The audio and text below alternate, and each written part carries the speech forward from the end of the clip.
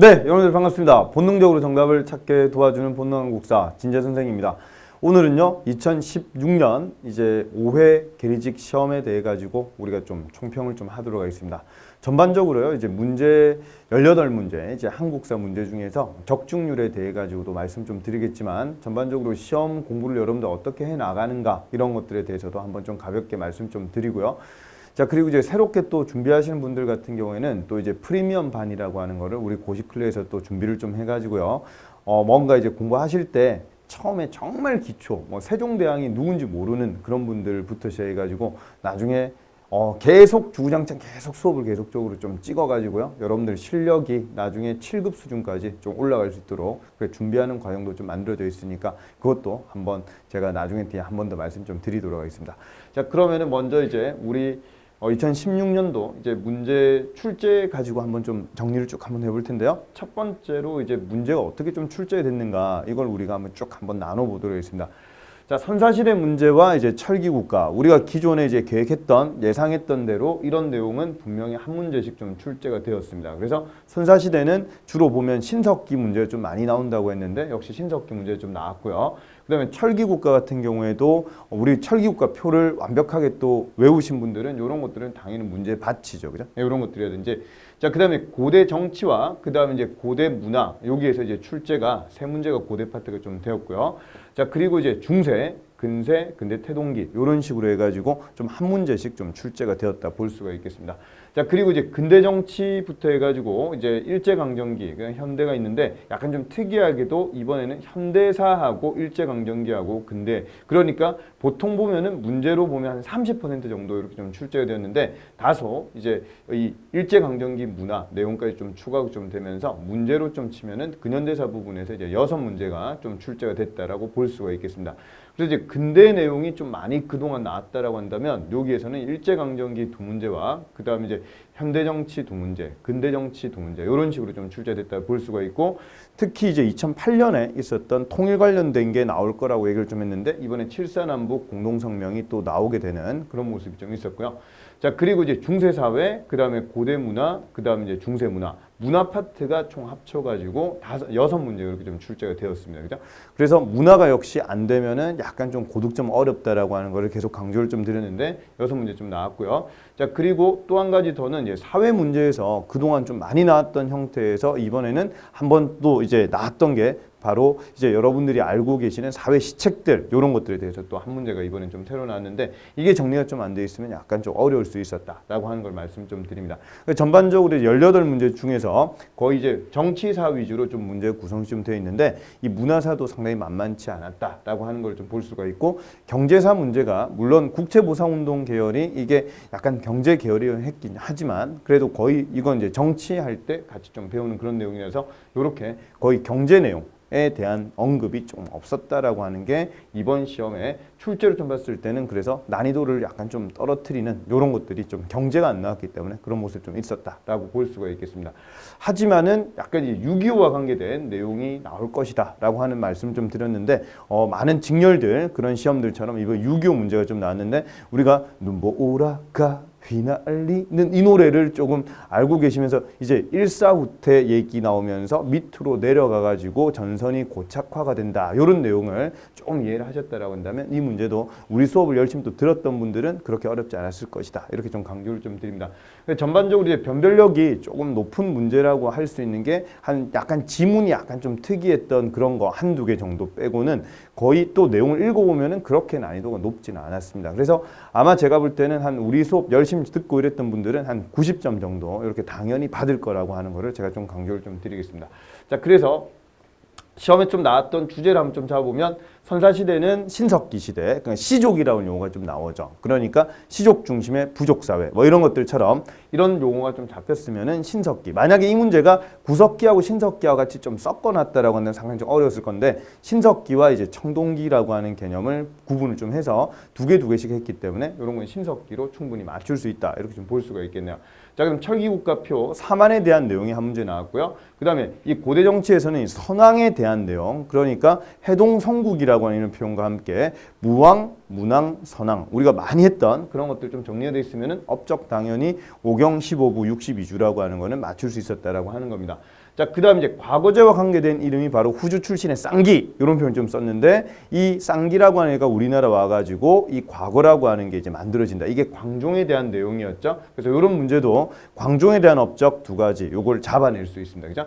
자, 그 다음 화통도감 하면은 이 화약가죽이다 이런 표현 좀 썼죠. 최무선 아들 최해산. 그래서 화통도감 이게 나올 때가 1377년 우왕 때 내용이 되겠습니다. 그렇죠? 그래서 이 화통도감 삼포기왕 세종 때 내용이라든지 재승방약 체제가 이제 임진왜란 직전에 이런 식으로 좀 갔다라고 하는 거 배웠었고 훈련도감은 선조가 피눈물 흘리면서 그죠? 그렇게 해서 훈련도감 만들었다. 이런 내용을 수업 시간에 좀 이해를 하셨다라고 한다면 이 순서 문제도 그렇게 어렵지 않았을 것이다. 강조를 좀 하고요.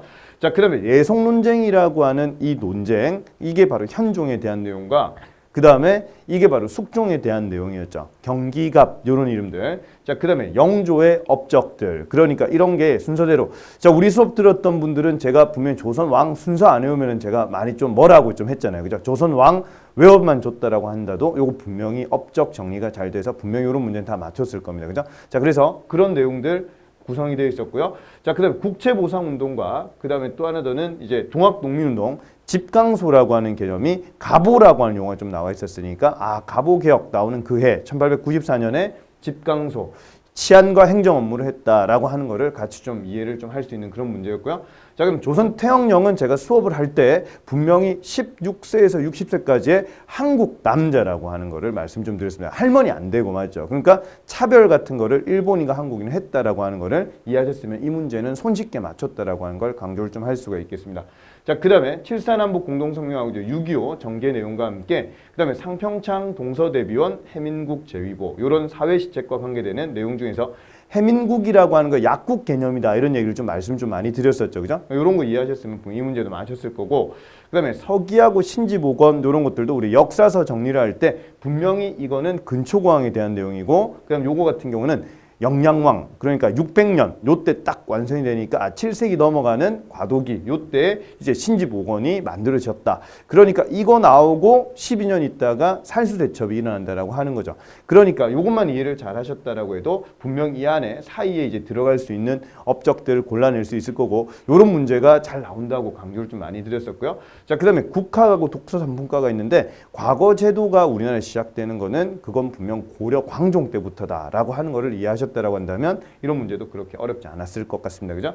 자, 그다음에 의천에 대한 업적과 우리 진울에 대한 업적. 그죠? 그래서 대갈국사, 뭐 대각국사 이렇게 생각했던 이 의천. 그다음에 얼굴에 보조개 들어갔던 보조국사 진울. 그렇죠? 이런 승려 이름들 상당히 좀 까다로운 승려도 있었지만 이번에 좀 의천에 대한 포인트가 가장 중요한 그런 요소가 되겠습니다. 교단 통합운동이라고 하는 개념, 결사운동은 진울에 대한 그런 내용이었었죠. 요새하고. 자, 그래서 이런 것들도 이제 여러분들 공부 같이 좀 했던 분들은 손쉽게 좀 맞출 수 있었다. 이렇게 좀 볼 수가 있겠네요.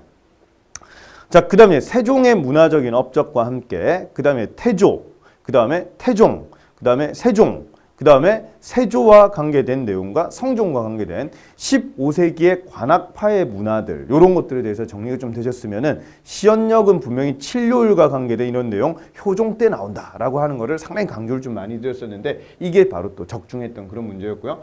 자, 그 다음에 박제가하고 홍대용인데 분명히 시험에 정약용하고 홍대용에 대한 그런 언급을 제가 많이 말씀을 좀 드렸고 틀리게 낚는 내용이 바로 지전설 이런 것들 무한우주론 이런 관계되는 홍대용이었죠. 그렇죠? 홍대용이 요즘에 시험의 대세다. 이런 얘기를 말씀 좀 많이 드렸었습니다. 박제가의 북학의 이런 거는 너무 쉬웠다. 그죠? 그렇지만 홍대용에 대한 내용까지 좀 잡아주셨다라고 한다면 분명히 우리 수업 열심히 들었던 분이 다 맞췄을 거예요. 그죠? 자, 그 다음 박은지은 제가 강조 많이 드릴 때 혼식 이렇게 얘기를 좀 하면서 국혼 얘기가 막 나와 있죠. 그러면서 또 하나 더 봐줘야 될 게 바로 혈통이라고 하는 이런 단어. 그죠? 혈통 이렇게 말씀드렸던 게 역시 적중했다라고 볼 수가 있겠습니다. 자, 문제를 전반적으로 우리가 좀 이걸 평가를 쭉 한번 좀 해본다라고 한다면 18문제 중에서 거의 100% 다 적중을 했죠. 그래서 우리 교재, 이 교재 271페이지밖에 안 됩니다. 시중 교재 뭐 2000페이지, 막 1000페이지, 뭐 500페이지 막 이런 것들에 비해서 271페이지와 함께 우리가 동형 모의고사 많이 풀어봤잖아요. 그죠? 이런 문제들 바탕으로 해서 여러분들 쫙 한번 풀었다라고 한다면 최소 90점. 그 다음에 잘하셨던 분들은, 같이 잘 따라왔던 분들은 분명히 이거 제가 부탁했던 것처럼 시험 치고 그리고 난 다음에 여러분들이 같이 채점하면서 같이 수업 좀 듣자 이렇게 얘기를 좀 했는데 잘 따랐던 분들은 거의 100점 가까이 받으셨을 거다. 전 분명히 이런 걸 장담을 좀 드립니다. 그죠? 그래서 아주 굵은 뭐 두꺼운 그런 책들 다 필요 없었고 이번에 이 책만 가지고도 100점이 충분히 빠바박 나왔다라고 하는 거를 강조를 좀 드리겠습니다. 그죠? 자, 그러니까 여러분들이 약간 기초가 만약에 없다라고 한다라고 해도 이 책을 한 10번 정도, 그러니까 최소한 3번에서 10번 정도를 조금 정독을 한번 하신다라고 한다면, 물론 기초가 아예 부족하신 분들도 계셨겠지만 제가 그런 분들은 우리 이제 프리미엄반 여기에서 제가 분명히 시중에 나오는 뭐 영화, 드라마부터 해가지고요. 이런 것들 어떻게 봐야 된다라고 하는 소소한 얘기까지, 그러니까 초등학교 5학년도 들어도 이해할 수 있도록 이렇게 구성을 나중에 해서 여러분들 점수 꼭 다음 시험에서는 이제 전혀 이제 안 되는, 기초가 거의 부족한 이런 부분, 진짜 세종대왕이 누군지도 몰랐다. 그렇게 하면은 분명히 세종에 대해서도 분명히 알게 될 것이고, 스승의 날이 세종대왕과 관계되죠. 5월 15일이 세종대왕 생일입니다. 그죠?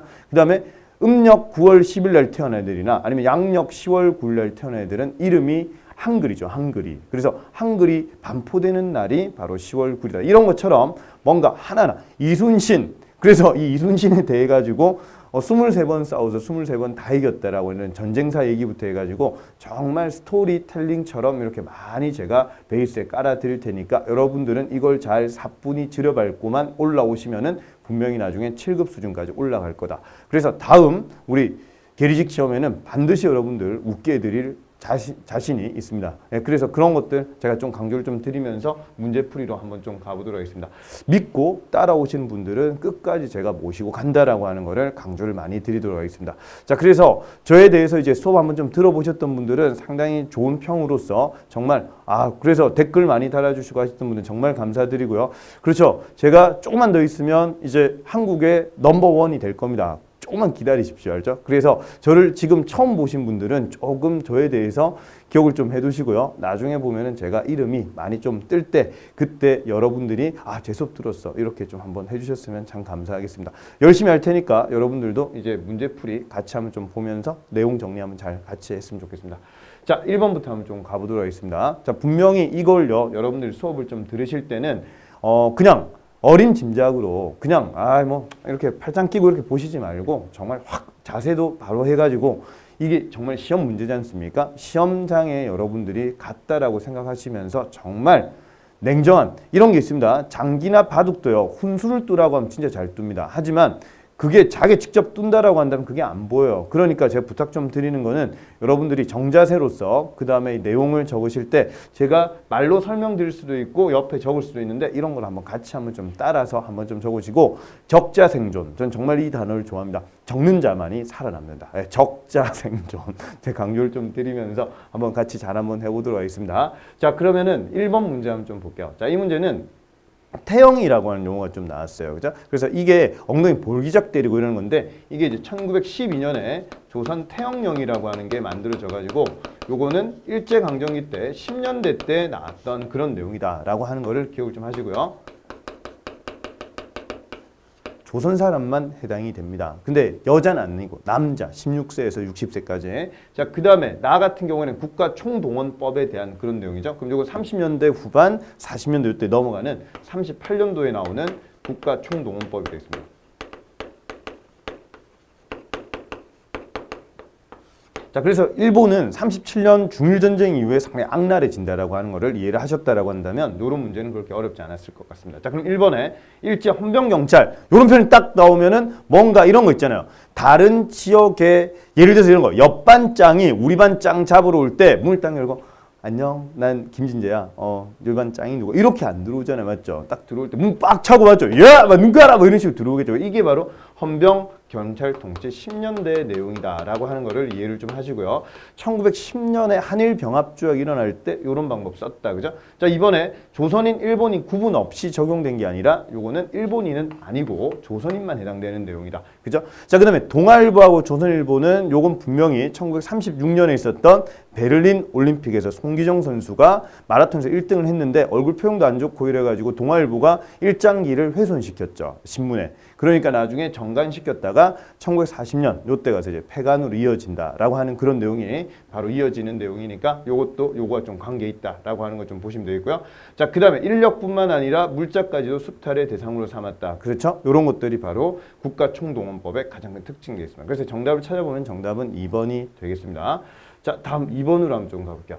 자, 이 문제 같은 경우에는 국채보상운동이라고 하는 게 일어난 시점이 바로 1907년이었죠. 그러니까 1907년에 우리의 빚을 갚자라고 하는 빚이 1,300만 원이에요. 그래서 우리 집에 집 팔면 1,400만 원 나오는 그게 아니라 지금을 치면 시가 한 250조에서 한 300조 정도 사이 정도가 될 겁니다. 그죠? 그러니까 이런 돈을 우리가 갚자라고 하는 걸 했었을 때 이때는 남자만이 아니라 여자분들이 상당히 열심히 비녀 쌍가락 끼는 거 내놓고 맞죠? 그 다음에 남자들 같은 경우에는 금주나 단연이라든지 그죠? 이런 것들 담배도 끊고 술도 줄이고 막 이런 식으로 좀 하면서 빚을 갚으려고 좀 했었는데 결국 일본 통감부의 방해로 인해 가지고 결국 실패한다 이런 내용이었죠. 자, 그러면 허니 이런 표현 생각하십니까? 허니 6조 그렇죠. 이게 1898년에 만들어졌던 이 관민공동회 독립협회에서 개최했던 이런 내용이었고 헌의육조 요게 나온다. 요게 요때 내용이었습니다. 그죠? 자, 그래서 독립신문이 만들어지는 독립협회가 만들어지는 내용이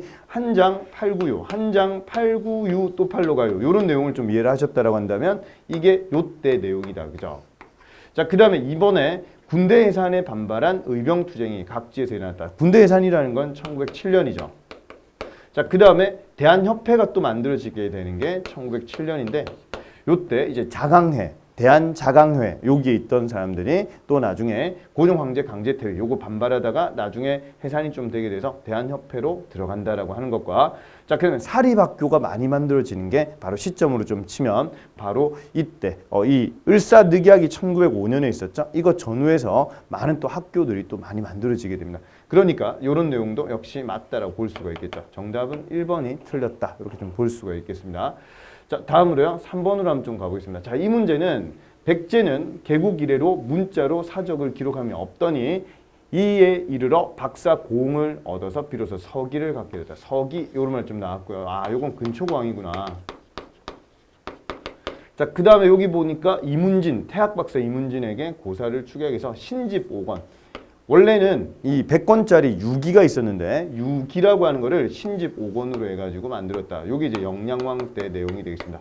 자, 연도를 정확하게 안 외우셨다라고 한다 해서 요거는 4세기 중반에서 후반까지 왕을 했던 우리 이제 근초고왕 얘기고 요거는 이제 6세기 말에서 7세기 초까지 왕을 했던 그런 영량왕이다. 이런 개념을 좀 잡으셨다라고 한다면 자, 그럼 내용 한번 좀 보겠습니다. 기억에 백제가 수도를 웅진에서 사위로 옮겼다. 요 얘기는요.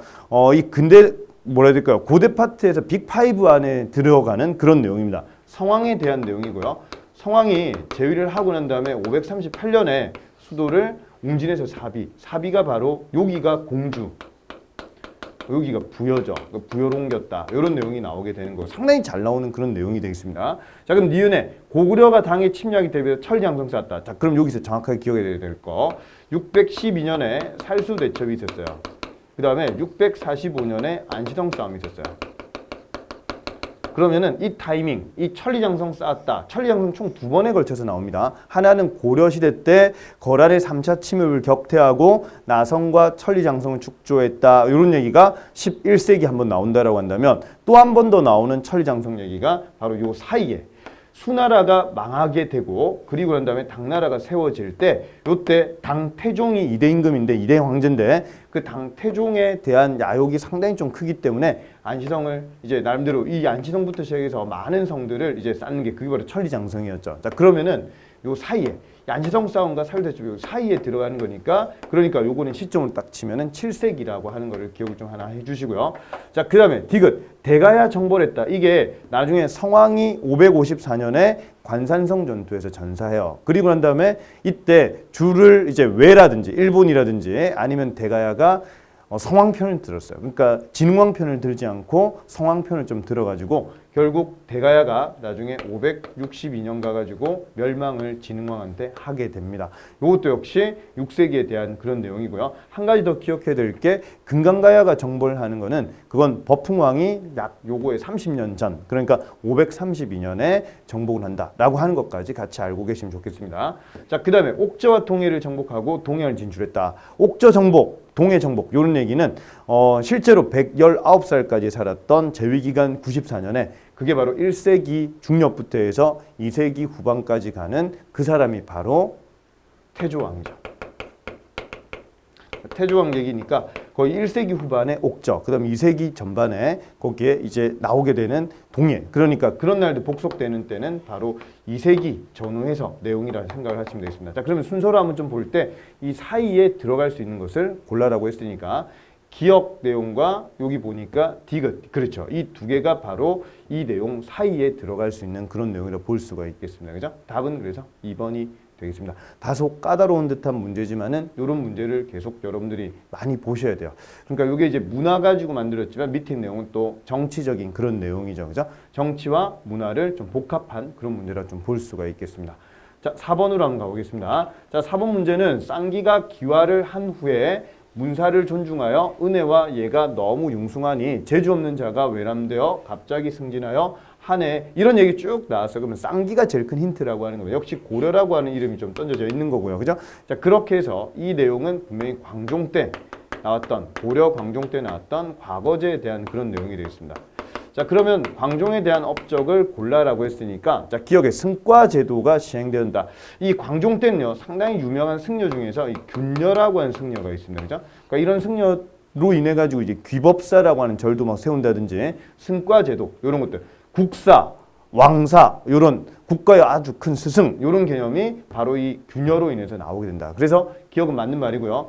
그 다음에 개정 전식과라고 하는 개념은 전식과가 크게 세 가지가 있는데 첫 번째가 시정, 두 번째가 한 번 바꿨으니까 개정, 그다음 세 번째 경정은 다시 한 번 더 바꿨으니까 그거는 경정이라고 얘기합니다. 그러니까 시정, 그다음에 개정, 그다음에 경정 전식과가 있다라고 할 때 이 시정 전식과라고 하는 거는 요게 제일 처음 시작한 게 이제 5대 임금 경종 1년에 실기가 좀 되는 거였고, 그 다음에 개정 전식과라고 하는 거는 요거는 실제로 7대 임금 목종 때 이제 시작이 좀 되는 거고, 목종 1년에 시작이 됩니다. 그 다음에 이 경정 전식과라고 하는 거는 나중에 문종 30년에 실기가 됩니다. 그러니까 이 내용을 다 또 정리하려면 상당히 시간이 좀 오래 걸리니까 이 내용 중에서 이 시정 전식과라고 하는 내용 자체는요, 요건 다 퍼져요. 그러니까 현직하고 전직 관리에게 주면서 그 다음에 플러스 알파로 인품, 사람의 됨됨이, 일명 농담으로 뭐 싸가지 이렇게 얘기하죠. 이런 것까지 플러스 해가지고 주는 게 그 시정전직과. 그럼 두 번째,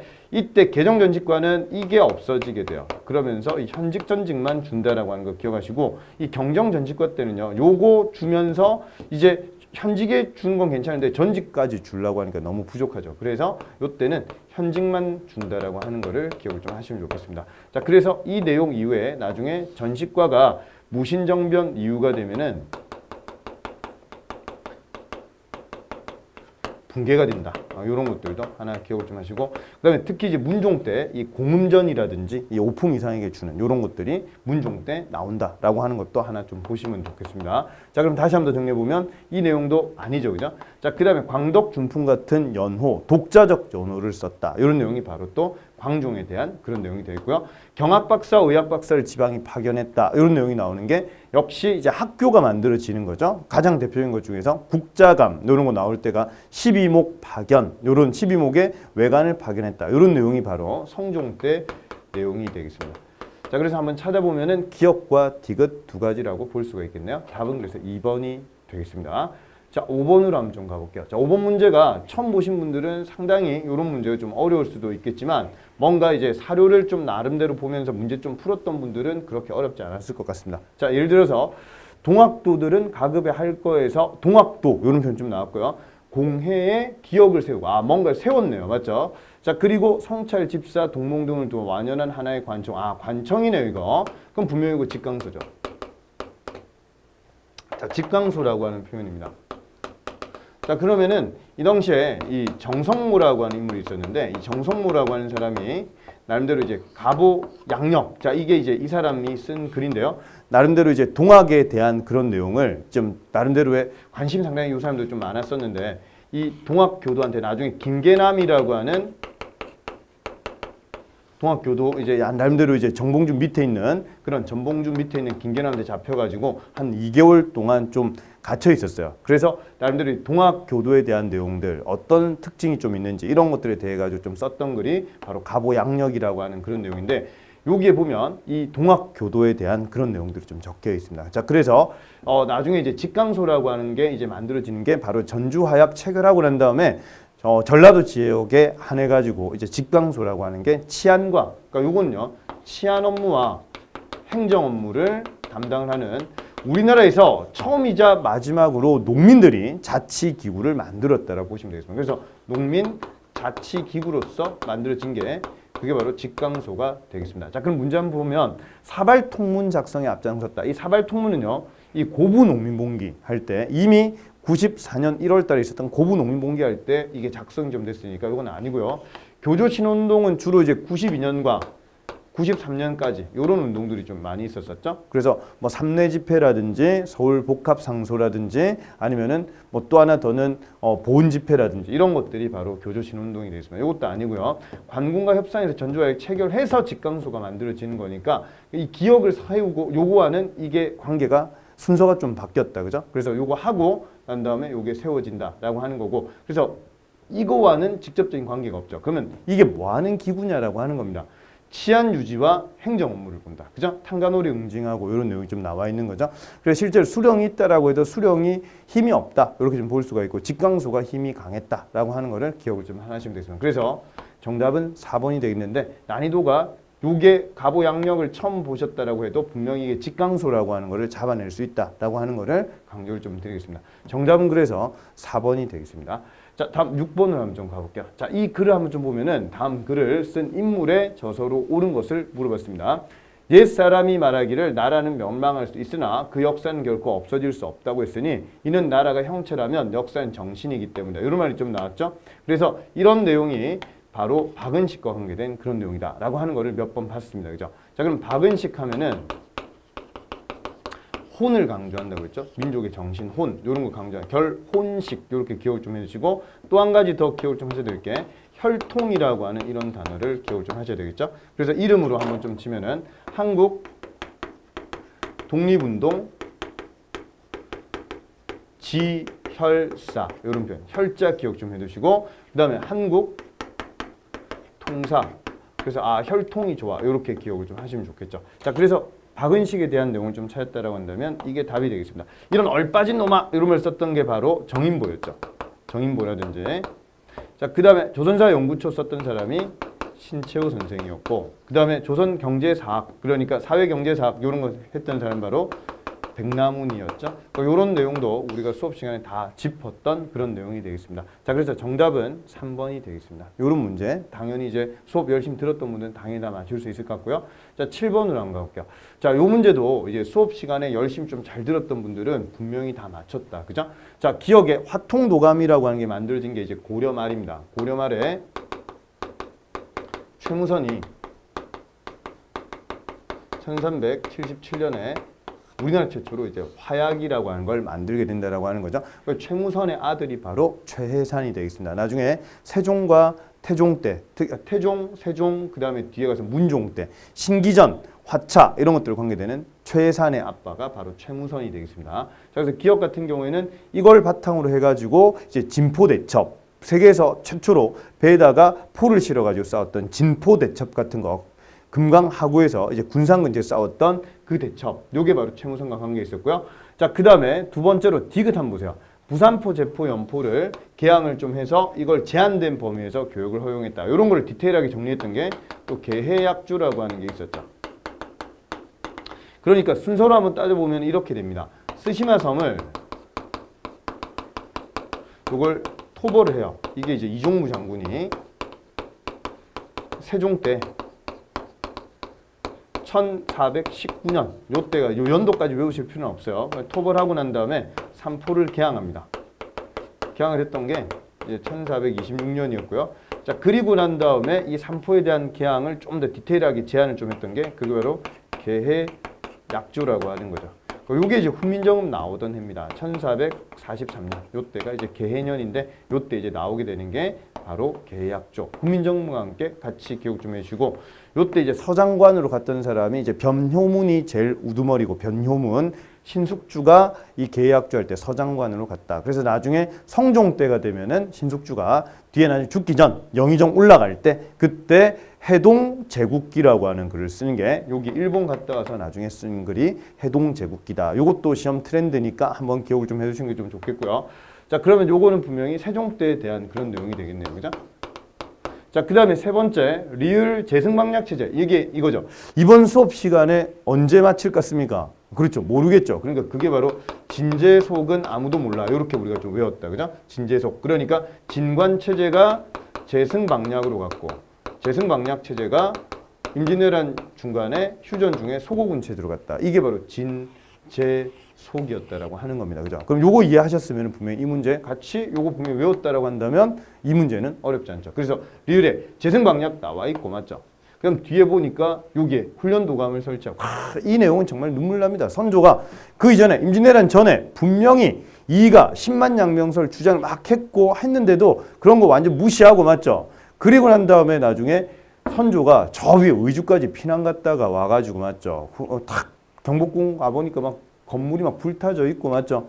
밥이나 제대로 먹었겠습니까? 잠이나 제대로 잤겠습니까? 맞죠? 그리고 한데 보니까 저 사람들이 막 뭐 먹고 있죠. 좀 뭐 먹지? 나도 배고픈데 보니까 사람고기 뜯어 먹고 있고 맞죠? 그래서 막 피눈 흘리면서 그때 이제 직업 군인이라고 하는 개념. 그래서 전구에 방을 붙여가지고 포수, 사수, 살수를 모집한다. 이래가지고 훈련도감에 삼수병, 직업 군인 편제를 시켰다라고 하는 거죠. 그게 바로 임진왜란 휴전 기간 동안. 그래서 이 내용, 소고군이라고 하는 개용이 나온다. 소고법. 그죠? 자, 그러면은 순서로 따져보면은 진관, 재승방약, 소고군이기 때문에 요거 다음에 이게 와야 된다라고 하는 거를 이해를 하실 수가 있겠죠. 그럼 제일 먼저 해야 될 게 기억이고, 두 번째 디귿이면서 세 번째 리을이고 네 번째 니은이라고 볼 수가 있겠네요. 그래서 정답을 찾아보면 2번이 되겠습니다. 정치사 파트 열심히 좀 수업 들었던 분들은 이런 거를 저와 같이 분명히 여러 번 했기 때문에 그렇게 어렵지 않았을 거다. 이렇게 볼 수가 있겠습니다. 자, 다음 8번 문제를 좀 한번 가볼게요. 자, 이 글은 우리 정말 강조 많이 했던 그런 내용이고 재물의 비유를 좀 했는데 샘과 같다 이런 말 나왔죠. 우물과 같다. 자, 여기 바로 박제가의 북학의라는 작품이죠. 자, 그러니까 박제가 북학의가 딱 나와주면은 절약보다 소비를 권장했다. 그릇이 이가 나갔는데도 또는 옷이 해졌는데도 그 계속 입으면은 여공 일자리를 잃고 그거 만드는 도기공이 일자리 잃어서 경기가 더 어려워진다. 이런 내용이 바로 박제가 북학의에 나오는 내용이었고 수레와 선박을 이용해야 된다. 이런 거를 역설했다라고 하는 겁니다. 그죠? 자, 그 다음에 청의 문물을 적극 수용을 하니까 당연히 이런 사람들이 바로 중상학파. 다른 말로 얘기하면 북학파라고 얘기를 좀 한다라고 배웠죠. 그러니까 북학이 바로 이제 청나라를 배워야 된다라고 하는 그런 내용이죠. 그러니까 북벌이라고 하는 개념의 반대가 바로 북학이라고 하는 개념이 되겠습니다. 자, 그래서 4번도 마찬가지고 청과 특히 이제 국제무역 이런 것들까지 같이 해야 된다라고 하는 것들을 강조 많이 했던 인물이 바로 이 박제가가 되겠습니다. 박지원 제자죠, 그죠? 그래서 박제가 이 사람은 또 시험 포인트로 하나 더 기억하셔야 될 게 박제가하고 유득공하고 이덕무라고 하는 인물은 규장각 검서관으로 활동했던 규장각이 나왔으니 분명히 정조 때 내용이 되겠죠. 그죠? 그래서 이런 도서관 여기에서 검서관으로서 문안 기능이 있는 이 검서관으로서 뭔가 좋은 중요한 책이 있으면 그거를 복사를 좀 만든다든지 복사본을 그 다음에 이 글은 맞는지 하면 이런 것들에 대해서 나름대로 관리하는 그런 사람이 검서관. 서울 출신자입니다. 그죠? 서울 출신의 규장각 검서관. 그래서 대표적인 박제가나 유득공이나 발해고 썼던 유득공이나 이덕무 이런 사람들 청장관 전서, 발해고, 그 다음에 북학의 이런 작품들이 바로 서울 출신의 그런 규장각 검서관 얘기였다. 그죠? 자, 그 다음에 지구자전설 이거 얘기할 때 우리 홍대용은 이렇게 정리를 하나 해주세요. 홍대용은 다음에 또 어느 시험이든 간에 또 나올 거니까 홍대용은 용이잖아. 맞죠? 용. 그러니까 용은 입에다가 여의주 물어야죠. 맞죠? 하지만은 사람이니까 이미주를 물었다. 딱 기억을 좀 해두시고 임, 의, 주. 우리 수업할 때 이런 거 많이 했다. 그죠? 임하경륜이라든지 의산문답이라든지 주의 수용.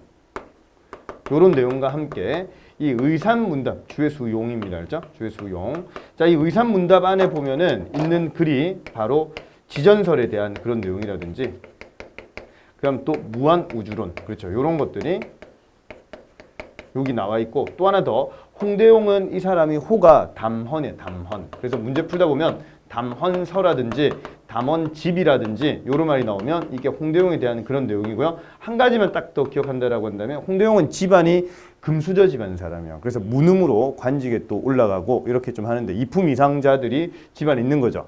자, 그리고 홍대용은 또 한 가지 더는 30대 후반의 나이에 청나라 갔다 옵니다. 그래서 갔다 와서 이 기행문을 쓰는데 그게 바로 연기라고 하는 작품이 되겠습니다. 그래서 이걸 보고 박지원이 또 나중에 열하일기를 또 쓰게 된다라고 하는 것도 같이 기억을 좀 해주시면 좋겠습니다. 그렇죠. 이렇게 우리가 공부를 분명히 했는데 이것만 딱 아셨어도 아, 지구자전설을 주장했다. 이런 얘기 딱 나온다라고 한다면 이건 한 명, 이제 홍대용이라고 하는 인물과 또 한 명 더는 김석문이라고 하는 인물을 우리가 최초로 주장했던 사람으로서 김석문을 배웠다. 그죠? 자, 그러면 정답은 1번이 되겠네요. 그죠? 나머지는 이해 다 하셨을 거라 생각하고요. 그죠? 자, 그 다음 9번으로 가보겠습니다. 자, 9번 문제는 남북 간의 합의의 배경에 대한 내용으로 옳은 것을 좀 물어봤습니다. 자, 여기 분명히 보니까 첫째, 둘째, 셋째 해가지고 세 가지가 좀 나와 있는데 여기에 우리가 강조 많이 했던 거예요. 자주적, 평화적, 그 다음 하나 더 하면 민족적 대단결 이런 말이 나왔죠. 이게 바로 72년도에 있었던 7.4 남북 공동성명입니다. 68년도요. 68년도에 1월 21일 날 요때 김신조와 아이들이 막 쳐들어왔어요. 그래서 이게 바로 청와대 기습 사건인데 그리고 난 다음에 1월 23일 날 미국의 정보 첩보함이었던 푸에블로호가 납치당해요.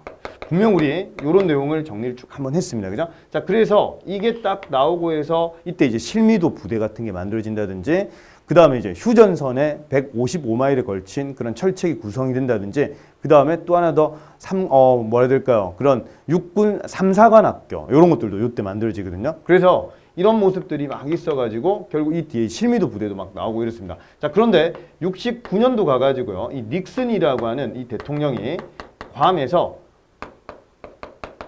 닉슨 독트린을 발표합니다. 그래서 앞으로 이제 베트남 전쟁 끝내겠다라고 하는 얘기도 좀 하게 되고 자, 그러면서 이제 71년도 가가지고 마오쩌둥하고 이 닉슨하고 만나요. 그래서 테이블 테니스 탁구도 막 치게 되고 이런 분위기가 막 나오게 되는 거야. 자, 그래서 우리가 71년도에 또 있었던 것 중에 대표적인 게 바로 이 남한하고 북한하고 적십자 회담을 좀 하게 되거든요. 그러니까 적십자 회담. 남북이 적십자 회담을 좀 하게 되니까 요거는 국가 차원에서 한 게 아니라 요거는 민간 차원에서 요걸 좀 실시를 좀 하게 됩니다. 자, 이러면서 이제 7.4 남북 공동성명이라고 하는 게 바로 이제 박성철하고 북한의 박성철, 그 다음에 남한의 이후락. 그래서 이렇게 해가지고 요게 이제 박성철하고 이후락이 중심돼가지고 나름대로 요걸 작성을 좀 하게 됩니다. 그 내용이 바로 자주평화 민족적 대단결이야 이 얘기죠. 자, 그럼 한번 잘 보세요. 이때 닉슨과 마오쩌둥이 이렇게 만나가 얘기하면서 이때 분위기가요. 이제 이런 얘기를 좀 했었죠. 오늘 여자친구하고 싸웠다, 남자친구하고 싸웠다, 아니면 남편분, 아내분과 싸웠다 이렇게 하면은 분명히 화해로 대탕트를 보내라고 우리 수업 시간에 얘기를 좀 했습니다. 대탕트가 화해, 협력 이런 분위기죠. 그러니까 이런 분위기로 인해 가지고 나오게 되는 게 바로 7.4 남북 공동성명이다라고 하는 걸 수업 시간에 말씀 좀 드렸는데 정확하게 대탕트라고 하는 용어가 딱 나왔죠, 그죠? 화해와 협력의 시대 이런 것들이 이제 가게 되는 시점이 바로 이게 나오는 때다 이렇게 보시면 되겠고 그래서 1번 같은 경우에 맞는 말이죠. 적중했습니다. 그죠? 자, 그 다음에 두 번째, 한반도 비핵화 공동선언이 채택되었다. 이게 바로 91년도에 이제 남북 기본 합의서가 나오고, 그 다음에 92년도 1월 달에 가가지고 비핵화 선언을 하게 됩니다.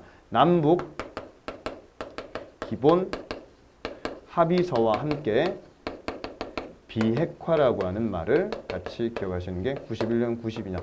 그러니까 이거 할 때 대통령이 바로 나 보통 사람 믿어주세요 했던 그 대통령, 비자금이 어마어마했던 그 노태우라고 하는 그 대통령 때가 바로 북방외교, 공산주의 국가들하고 수교했다. 이런 내용이 좀 되겠고요. 자, 그래서 88년부터 해가지고 바로 92년까지 대통령했던 인물이 바로 노태우가 되겠습니다. 자, 그 다음에 6.23 평화통일 이제 외교정책이라고 이 말은요. 72년도에 이게 좀 흐지부지 돼요. 그래서 북한 같은 경우에는 사회주의 헌법을 만들고 남한 같은 경우에는 이제 7차 헌법, 그러니까 유신헌법이 막 만들어지는데 그 이후에 73년에 가가지고 이제 평화통일 외교정책을 선언했던 게 바로 6.23 선언이라고 하는 게 좀 나온다라고 하는 겁니다. 요거는 이제 처음 보셨던 분이나 약간 좀 공부가 아직까지 잘 안 되셨던 분들은 3번이 약간 좀 어려울 수 있는데 분명히 1번을 여러분들 이해하셨다라고 한다면 이게 답이다. 이렇게 좀 가주는 게 좋겠습니다. 그죠? 정답은 그래서 1번이 되겠습니다. 약간 좀 까다로울 수 있지만은 다음에 또 이런 문제가 또 나올 수가 있으니까 정확하게 이것도 개념 정리해 주시는 게 좀 필요하겠습니다. 자, 다음으로 10번 문제로 한번 가볼게요. 자, 10번. 밑줄 친 이 시대에 대한 설명으로 옳은 것을 보기에서 모두 골라라고 얘기를 좀 했습니다. 자, 이 시대는 분명히 보니까 고기잡이 채집 사냥 얘기가 나오니까 구석기가 아닐까 이렇게 생각했다라고 한다면 지금 구석기가 하나도 없죠. 그런데 보니까 여기 제일 큰 힌트로 시족이라고 하는 용어가 좀 나와 있네요. 그죠? 그래서 이런 단어가 바로 신석기에 대한 그런 내용이 되겠습니다. 자, 그러니까 집 근처 텃밭을 이용해서 잡곡을 재배했다. 잡곡 얘기 나와 있으니까 신석기 맞죠? 자, 그 다음에 두 번째 마을 주위를 토성이나 목책. 아, 보니까 목책, 도랑 막 이런 얘기가 좀 나와 있는데 토성이라고 하는 용어도 좀 나와 있죠. 그러니까 요거는 분명히 신석기 얘기가 아니라 요런 개념이 처음으로 좀 등장하는 때가 목책이 바로 바리케이트 같은 겁니다. 그러니까 넘어오지 마시오. 이런 개념 보시면 되고 도랑이 바로 환호. 그러니까 이런 개념은 처음 시작이 청동기부터 좀 시작이 된다라고 하는 거를 하나 기억을 좀 하시면 되겠고요. 자, 그 다음에 특정 동물을 자기 부족의 기원과 연결시켰다. 요게 바로 토테미즘이라고 하는 개념이죠. 그래서 종교의 시작, 이런 개념이 바로 신석기부터라고 보시면 되겠습니다. 신앙의 시작. 자, 그 다음에 송국리. 그렇죠. 여기에서 이제 발견된 게 목책, 도랑, 이런 것들과 함께 탄화된 쌀이 또 발견이 됐고, 송국리형 토기, 이런 것들 생각하시고, 그 다음에 고령 장기리, 요게 바로 또 알터바위, 요게 있는데, 이런 건 청동기 철기시대 때 암각화, 태양문양, 이런 거 생각나시죠? 이런 것들이 바로 또 장기리, 이런 내용이라 좀 보시면 되겠습니다. 자, 그래서 이 내용은 청동기 내용이라고 좀 보시면 되겠고요. 청동기에서 요거는 또 철기 내용까지 같이 좀 보시면 되겠습니다. 자, 그러면은 정답 찾아보면 기업과 디귿 두 개밖에 안 되겠네요. 그죠? 정답은 그래서 2번이 되겠습니다. 자, 11번으로 갑니다. 통일신라에서는 신문왕 때 만들어졌던 게 바로 국학이었죠. 국학. 그러니까 태학이라고 하는 개념이 만들어졌던 게 그게 소술왕 때 고구려였다고 한다면 여기 신문왕 때 만들어졌던 거는 요거는 국학이다. 그죠? 자, 그 다음에 여기 원성왕 때 나왔죠. 신라하대 이제 두 번째 왕이 또 원성왕 때, 요 때 만들어지게 되는 게 이게 바로 독서 삼품과라고 하는 겁니다. 독서 삼품과는 글을 읽는 수준에 따라 가지고 나름대로 이제 국학을 졸업할 때 이제 자리를 좀 관직을 주는 그런 내용인데 진골의 반발로 인해 가지고 결국 실패한다 이런 내용이 되겠습니다. 자, 그러면 1번에 박사와 조교를 두어 가지고요. 이제 예기, 문선 이런 거는 춘추자시전이라든지 뭐 이런 나름대로 글들을 좀 가르쳤다라고 하는 게 맞는 말입니다. 그죠? 요게 맞고요. 그다음에 2번에 골품제 때문에 기능을 제대로 발휘하지 못했다. 당연하죠. 진골은 이런 것들을 좋아할 리가 없겠죠. 그죠? 자, 그다음에 학문과 유학을 보급시키는 데 크게 기여했다. 두 가지 공통점이 맞습니다. 하지만 당의 교육제도와 과거제도, 여기서 말하는 이 과거제도라고 하는 개념의 가장 큰 시작은 이 과거제도라고 하는 개념은 나중에 고려 광종 때 가서 이때 실시가 됩니다. 그죠? 그러니까 이 내용은 과거제도가 아니겠네요. 그죠? 그래서 수용하지 못했다라고 하는 겁니다. 그죠? 그래서 정답은 4번이 되겠습니다. 자, 약간 좀 어려운 것 같았지만 1번에 대한 내용을 한번 좀 읽어보셨다라고 한다면 이렇게 뭐 내용이 어렵지 않았을 거고 과거의 시작은 분명히 고려 광종 때다라고 하는 거를 기억을 좀 하시면 되겠습니다. 자, 다음으로요. 12번으로 한번 좀 가보면요. 요게 이제 조선 초기의 집권층 얘기가 좀 나왔는데 이 사람들이 바로 훈구파라고 하는 거죠. 그러니까 조선 초기의 집권층, 다른 말로 훈구, 다른 말로 관학파 이렇게 얘기를 좀 했는데 그러면 이 층, 거의 이제 15세기 때 이런 문화가 이런 세력과 좀 관계 있다라고 하는 그런 내용이고 자, 그러면은 다음 내용을 뒷받침하는 사실로 적절하지 않은 것을 좀 물어봤습니다. 시연력이라고 하는 개념은 이제 역법 중에서 특히 이제 청나라에서 이제 실시를 좀 하는 내용인데 여기 이제 효종 때 우리나라에 들어오게 되고 칠료일 이런 내용이라고 보시면 됩니다. 그러면 효종이라고 하는 왕은 조선 후기의 왕이다라고 하는 걸 우리가 알 수가 있으니까 이게 틀렸네요. 그죠? 자, 그다음에 개미자 갑인자, 개갑 꼴값, 개값 요게 태종대고 요게 세종대다. 상당히 많이 했다. 그죠? 그래서 개미자, 갑인자. 그 다음에 농사직설 만들어질 때도 역시 세종대. 요것도 우리 많이 했고요. 자, 그 다음에 또 하나 더는 천상열차 분야지도라고 하는 게 하늘의 별자리 이런 내용이었죠. 요게 만들어지는 게 태조대라고 하는 거를 우리가 좀 배웠습니다. 이거 말고 혼일강리역 대국도지도는 태종대였다. 그죠? 혼일강리역 대국도지도 이런 거는 태종대 이런 것까지 좀 배웠네요. 자, 그래서 정답 찾아보면 정답은 1번이라고 볼 수가 있겠습니다. 그죠? 자, 13번으로 한번 가볼게요. 자, 이 문제는 우리 이제 수업 열심히 좀 들었던 분들은 분명히 이 문제는 어렵지 않았을 거다. 이렇게 좀 생각이 좀 됩니다. 이 라인이 어디쯤인지를 좀 정확하게 잘 몰라서 틀리는 경우가 있지만 분명히 얘기 한 번 더 들으면 분명히 이런 문제는 어렵지 않았다. 이렇게 생각할 수 있습니다. 자, 제일 먼저 첫 번째로요. 6.25 얘기 짧게 한번 해보면 1950년 6월 25일 날 6.25 전쟁이 터지게 되고 서울이 6월 28일 날 함락이 되게 됩니다. 자, 그러면서 요때 특징이 7월부터 해가지고 이제 거의 8월 그래서 9월 달까지 그래서 특히 요 기간 동안에 이제 이 라인 특히 이제 8월과 9월이죠. 이런 모습으로 이제 확실하게 딱 나오는 게 이게 바로 낙동강 방어선이에요. 요게 보면 라라고 하는 이 기호로 좀 나타내는 라죠. 라. 요게 구축이 되게 됩니다. 이렇게 되다가 9월 15일 날 인천 상륙작전을 하게 되죠. 그래서 인천 상륙작전을 하게 되면서 10월 1일이 되면은 38선을 돌파합니다. 그래서 우리나라의 국군의 날이 10월 1일인 이유가 한미상호 방위조약도 체결된 게 요 날이지만 38선 돌파하고 위로 올라간 날도 바로 10월 1일이었다라고 하는 거죠. 자, 이렇게 되면서 10월 19일 날 요때 평양을 우리가 탈환을 하게 됩니다. 이렇게 되니까 요걸로 인해서 이제 중국군이 참전한다라고 하는 거죠. 자, 그래가지고 거의 다 위로 올라갔습니다. 위에까지 쫙 다 올라갔는데 이때 51년 1월 4일 날 일사후퇴를 하게 되는 거죠. 그래서 일사후퇴 하기 직전의 라인이 바로 이 가 라인이라고 보시면 되겠습니다. 그래서 가 라인이 만들어지게 되고 자, 그리고 계속 한번 좀 가볼게요. 그렇게 해서 밑으로 내려와 가지고요. 거의 한 7월 1일 전, 7월 달 초까지도 계속 라인이 바로 다 라인이 되게 됩니다. 그래서 위로 올라갔다가 올라갔는데 중국에서 막 짱깨 해서 막 내려오죠. 그러니까 밑에까지 쫙 내려가서 이 다 라인이 만들어지게 되는 거야. 그래서 다 라인이 만들어지고 거의 전선이 이 38선. 자, 근데 잘 보세요. 분명히 지금 이 라인은 38선이라고 할 수가 없죠. 왜냐하면 38선 라인이 38도선을 딱 그어야 되니까 이것도 38선이라 볼 수가 없죠. 라인을 딱 그어야 되니까. 그래서 지금 나 라인이 바로 우리가 좀 알고 있는 그런 라인을 좀 칠 때 바로 휴전선 라인이라고 좀 볼 수가 있겠습니다. 그죠? 그래서 다 라인으로 갔다가 나중에 결국적으로 라 라인이 만들어지게 되는 거죠. 그래서 이 내용이 바로 제일 마지막에 53년 7월 27일 날 휴전 협정할 때 요때 그어지는 라인이라고 좀 볼 수가 있겠습니다. 자, 그러면 우리가 순서를 한번 좀 따져본다라고 한다면 한번 가야 될 게 그게 바로 제일 먼저 그렇죠. 라가 와야 되겠죠. 라. 그럼 두 번째로 가가 와야 되고 가. 그럼 세 번째가 다. 그다음 나가 와야 되니까 라가 아니라 여기 나네요. 나. 그죠? 예, 나. 그래서 한번 좀 찾아보면은 정답은 그렇죠. 3번이라고 좀 볼 수가 있겠습니다. 그죠? 요렇게 문제를 한번 좀 풀어주시면 되는 그런 내용이었습니다. 처음 보셨던 분들은 약간 좀 어려울 수 있는 그런 문제였고요.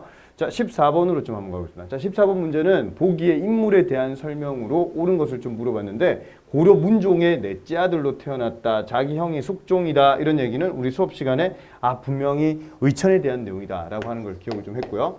그럼 두 번째, 여기 교장도감 이런 말 나왔고 의천은 교장쌤이다 이렇게도 좀 배웠고 속장경 관계 있었죠. 속장경 이런 거 기억하시고 자, 그 흥왕사 여기에서 교종 통합하는 그런 내용이었고 이제 국청사는 나름대로 또 선종 통합 이런 거와 함께 교종과 선종을 막 통합하려고 하는 그런 노력을 많이 했다. 그죠?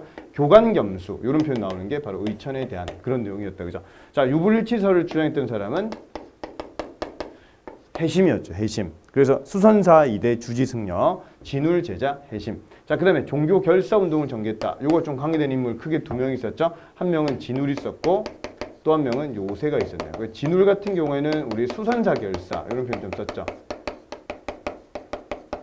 그 다음 요새 같은 경우에는 백년사 결사 이런 표현을 좀 썼습니다. 어쨌든 이런 거를 지원해 주는 거는 이제 무신칭이다라고 하는 거를 좀 기억을 좀 해두시고요. 자, 그다음 3번에 선종을 중심으로 교종을 포용했다. 그렇죠. 요건 바로 진울의 조계종에 대한 그런 내용이 되겠네요. 그죠? 자, 그 다음에 4번 천태종을 세워서 교단의 통일을 도모했다. 요게 바로 정답이 되겠습니다. 그죠? 정답은 그래서 4번이 되겠습니다. 자, 15번으로 한번 좀 가볼게요. 15번 문제는 고려시대 사회 시책과 제도에 대한 설명으로 옳지 않은 것을 좀 물어봤는데, 자, 1번에 상평창을 두어서 물가 안정을 꾀했다. 그럼 요런 내용이 좀 등장하는 거는 바로 고려 성종 때 상평창하고 의창 요런 거 나온다. 그죠? 같이 하나 기억을 좀 해두시고요.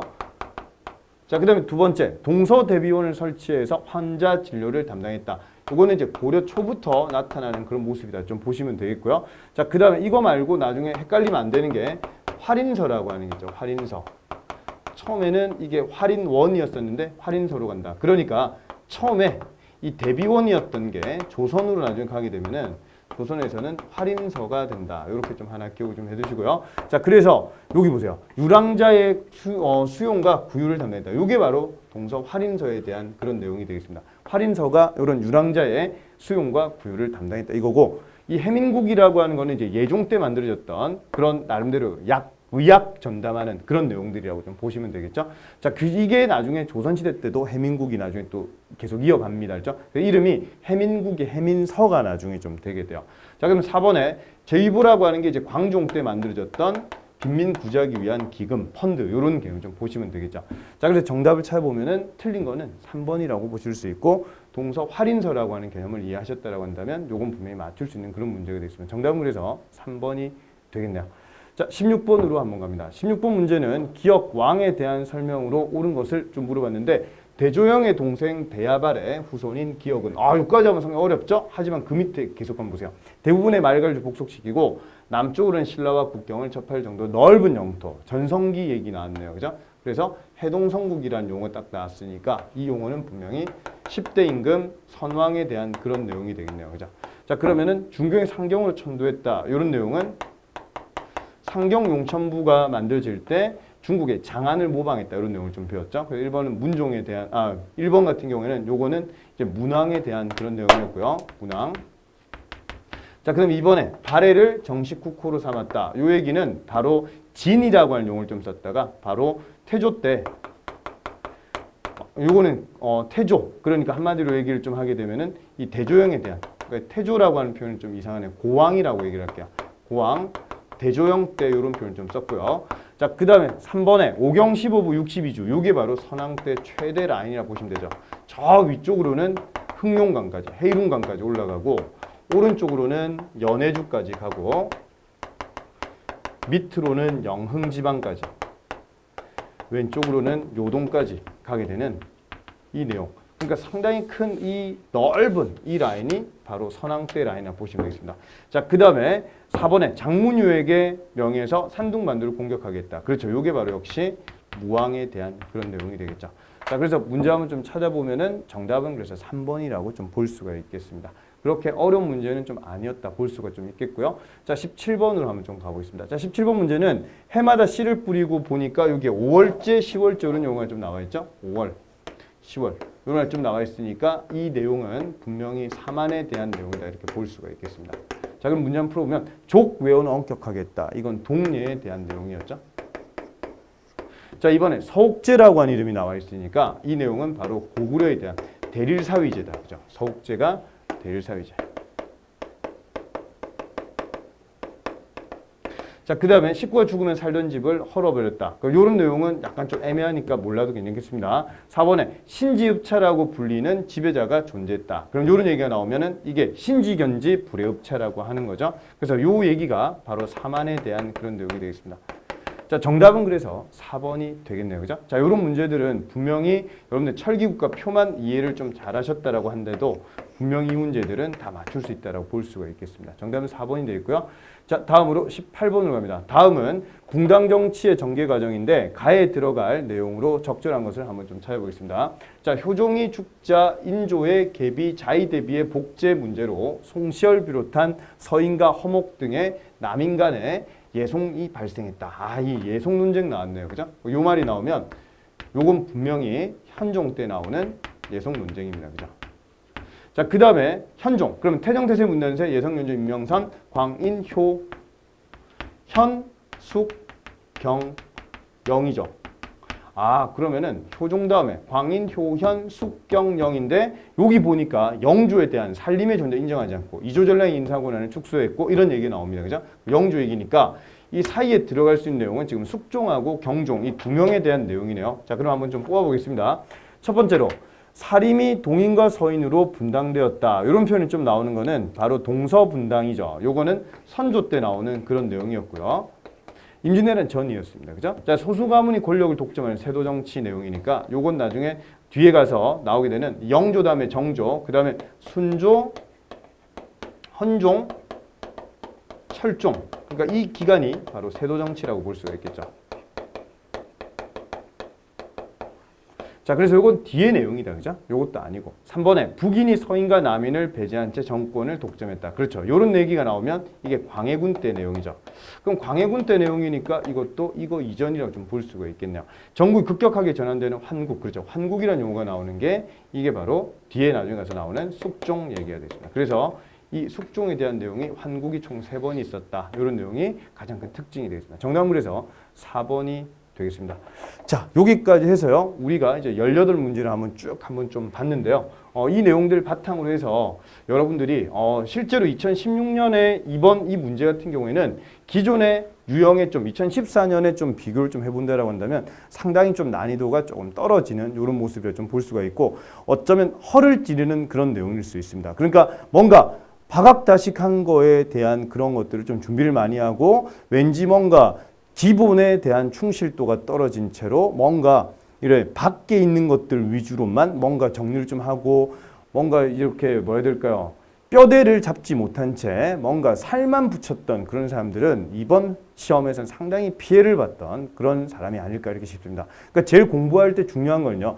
뼈대 구성을 여러분 탄탄히 하셔야 됩니다. 그러니까 정치를 정확하게 공부를 좀 하시고 난 다음에 그리고 이제 경제사라든지 사회사 같은 그런 특수 부위를 좀 잡으면서 사를 튼튼히 문화를 해야 됩니다. 그러니까 정치 내용이 되지 않채 무조건 문화 내용이라든지 자판만 막 늘면 점수가 절대 나오지 않는다라고 하는 겁니다. 자, 그래서 우리가 이제 새롭게 시작하는 분들 위해 가지고 이제 좀 준비를 했던 게 바로 이 프리미엄 반이 되겠습니다. 이 프리미엄 반은 정말 생초보부터 시작해 가지고요. 이런 분들을 정말 이게 오프라인과 온라인을 좀 접목을 좀 시키면서 이런 것들을 관리를 좀 철저히 하고 될 때까지 인디언의 기우제처럼 뭔가 될 때까지 계속 알 때까지 계속 좀 하는 과정이라 좀 보실 수가 있고 분명히 이렇게 되면은 여러분들 100점의 정지부를 확실히 활용점정을 찍을 수 분명히 있을 거다. 이런 걸 제가 좀 강조를 좀 드리면서요.